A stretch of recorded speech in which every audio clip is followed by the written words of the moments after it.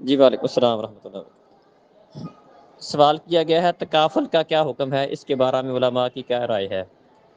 تکافل کے بارے میں جو سمجھ آتی ہے واللہ عالم وہ یہ ہے کہ یہ سود اور جوے کی مرکب شکل ہے، کیونکہ اس میں یہ ہوتا ہے کہ جو آپس میں طے کیا جاتا ہے وہ اقساط جمع کروائی جاتی ہیں پیسوں کی شکل میں، اور اگر قسطیں پوری ہو جائیں تو جتنے پیسے آپ نے جمع کروائے ہیں آپ کو اس سے اضافی پیسے ملتے ہیں، تو یہ سود والی شکل بنتی ہے۔